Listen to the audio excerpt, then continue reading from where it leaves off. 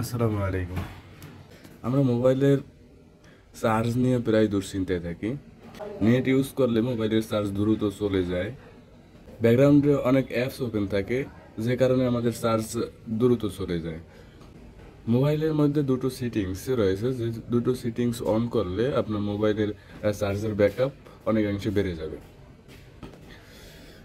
আপনি net use করেন, যাই করেন, যেটা ইউজ করবেন সেই অ্যাপসই রানিং থাকবে। অতিরিক্ত কোনো অ্যাপস ব্যাকগ্রাউন্ডে রানিং থাকবে না। ব্যাটারি সেভ করবে অনেক। আপনি প্রথমে চলে যাবেন সেটিংসের ভিতরে যাওয়ার পরে ডিভাইস কেয়ার নামে একটা অপশন পাবেন। ডিভাইস কেয়ারে ক্লিক করবেন।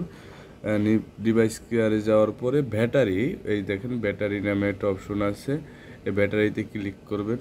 তারপরে পাওয়ার সেভিং নামে একটা অপশন আছে, এই পাওয়ার সেভিংয়ে ক্লিক করবেন। ক্লিক করার পরে এই জায়গায় থ্রি ডট একটা অপশন আছে উপরে ডান পাশে, থ্রি ডট অপশনে ক্লিক করবেন। অ্যাডাপটিভ পাওয়ার সেভিংয়ে ক্লিক করবেন।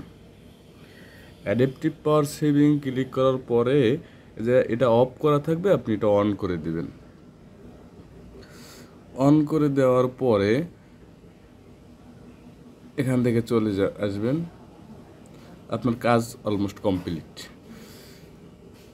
এখন আপনি যদি কোনো অ্যাপস ইউজ করেন, আপনি চাইলে পাওয়ার সেভিং এ জায়গার থেকে এটাও অন করে দিতে পারেন, তাহলে আপনার এক্সট্রা একটু সেভিং বেশি হবে।